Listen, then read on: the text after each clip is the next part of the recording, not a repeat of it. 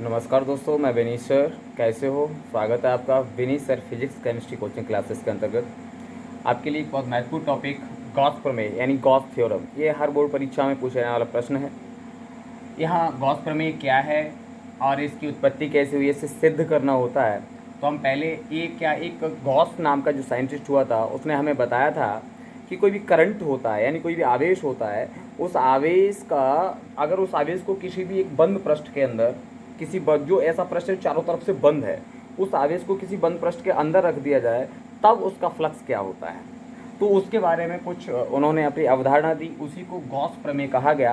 तो इसके अनुसार लिखा गॉस प्रमेय यानी किसी बंद पृष्ठ से गुजरने वाला वैद्युत फ्लक्स। कोई भी बंद पृष्ठ है, उसमें करंट रखा हुआ है, आवेश रखा हुआ है, तो उस बंद पृष्ठ से गुजरने वाला वैद्युत फ्लक्स। वैद्युत फ्लक्स बोले तो इससे पहले हमने पढ़ रखा था पिछली वीडियो में। वैद्युत फ्लक्स का मतलब होता है पृष्ठ से गुजरने वाली जो उसकी वल रेखाएं होती हैं विद्युत क्षेत्र की, वो लंबवत गुजरने वाली वल रेखाएं। तो उसने कहा किसी बंद पृष्ठ से गुजरने वाला वैद्युत फ्लक्स बोले वैद्युत वल रेखाएं उस बंद पृष्ठ में रखे हुए कुल आवेश Q का 1/ε0 गुना होता है। मतलब ये कहा कि जो बंद पृष्ठ के अंदर जो आवेश रखा है उस आवेश का 1/ε0 गुना होता है वैद्युत फ्लक्स। और इसको सिद्ध करने के लिए पूछा जाता है प्रूफ कि ये होता है या नहीं होता। तो आप समझते हैं वैद्युत फ्लक्स क्या होता है। फाई ई यानी फाई बराबर क्या बताया गया, कुल आवेश का 1/ε0 गुना, यानी कुल आवेश जो भी है उस पृष्ठ के अंदर उसका 1/ε0 गुना। तब फाई बराबर क्या बनेगा कि Q/ε0। मात्रक होता है Nm² न्यूटन मीटर स्क्वायर पर कूलम। और ये परीक्षा में पूछने वाला इसका दूसरा मात्रक होता है वोल्ट इंटू मीटर। बहुत बार पूछा गया है बहुविकल्पी में, इसलिए मैंने साथ लिख रखा है वोल्ट इंटू मीटर। अब देखिए यहाँ हम जानते हैं, माना तो कोई आवेश आपका कोई एक बंद पृष्ठ है गॉस के अनुसार, उस बंद पृष्ठ के अंदर माना कि +Q1 -Q2 +Q3, ये डिफरेंट टाइप के अलग अलग प्रकार के आवेश हैं। अगर इन आवेश से कुछ न कुछ बल रेखाएं निकल रही होंगी तब इस पृष्ठ पर कोई न कोई वैद्युत फ्लक्स बन रहा होगा। तो वो वैद्युत फ्लक्स इसके अकॉर्डिंग क्या है, तब वैद्युत फ्लक्स फाई ई जो बनेगा वो क्या बनेगा कुल आवेश का। तो कुल आवेश कितना बेटा, Q1 -Q2 +Q3, यानी ये कुल आवेश हो गया। कुल आवेश का 1/ε0 गुना बनेगा। तो माना कि ये +5 कूलम -2 कूलम +3 कूलम, तो इनको सब सम करेंगे, ऐड करने के बाद में जो होगा वो उसमें 1/ε0 का गुणा कर देंगे, तब जाकर आपको क्या मिल जाएगा, कुल वैद्युत फ्लक्स उसका मिल जाएगा।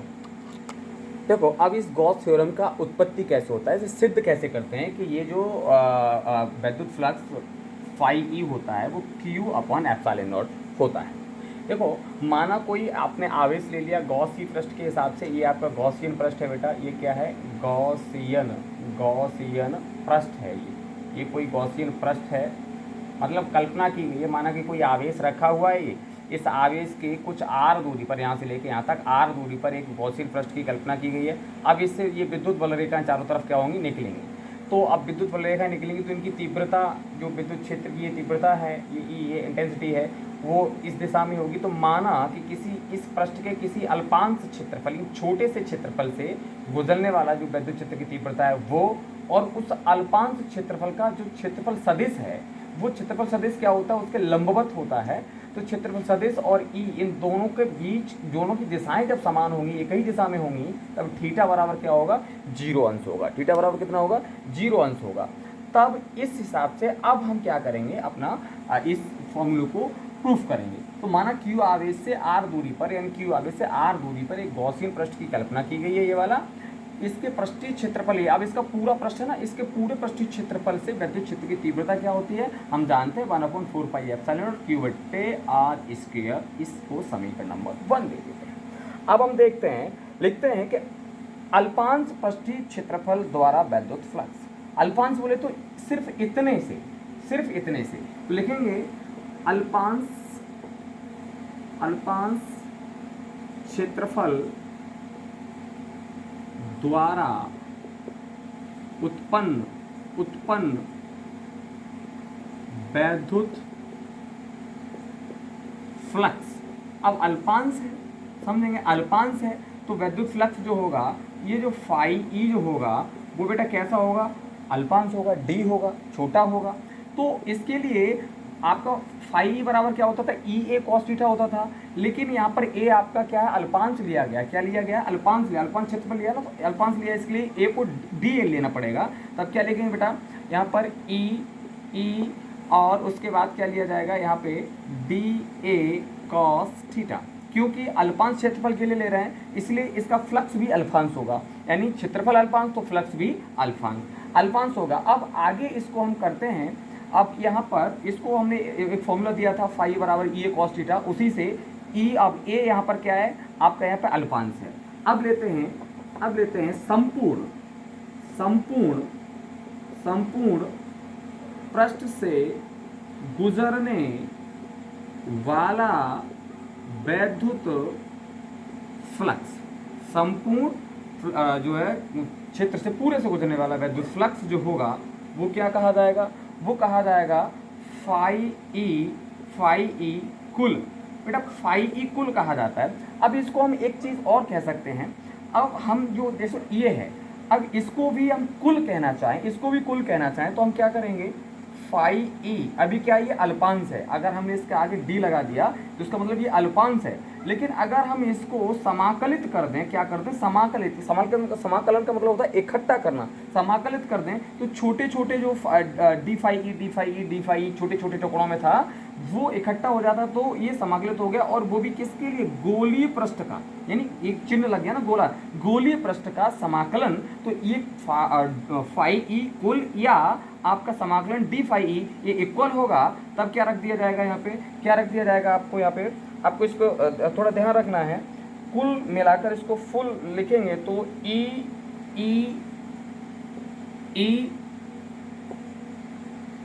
D A cos theta, E D A cos theta. अगर इसको आपने कुल किया है, फाई लगाया है, तो आपने ए को भी क्या करना पड़ेगा, यहाँ भी ये अल्प था इसलिए इसको भी अल्प के लिए इसको भी पूर्ण करना पड़ेगा, और यहाँ पे ये चिन्ह लग जाएगा, इस तरीके से ये चिन्ह लग जाएगा। ठीक है, अब देखो आगे क्या करेंगे, आगे हम कुछ देखते हैं। यहाँ पर क्या है, ये तो कुल फ्लक्स हो गया, बट यहाँ पे ये फाई डी ए हम देखते हैं, यहाँ पे जो आपका समाकलन डी ए था, तो अभी तक जब डी ए था, अकेला डी ए था, तो एक छोटा अल्फांश था, लेकिन अब इस डी ए को हमने क्या समाकलित कर दिया, तो ये पूरा संपूर्ण पृष्ठ हो गया, संपूर्ण पृष्ठ का क्षेत्रफल। इसलिए हम समाकलन डी ए को संपूर्ण पृष्ठ ए कह सकते हैं, और संपूर्ण पृष्ठ ए का यानी इस गोला है ये। अब गोले का क्षेत्रफल क्या होता है, 4 पाई आर स्क्वायर। इसलिए हम क्या लिख सकते हैं, सीधा हम लिख सकते हैं फाई ई बराबर क्या लिख सकते हैं, यानी ई की जगह मान लिख लेंगे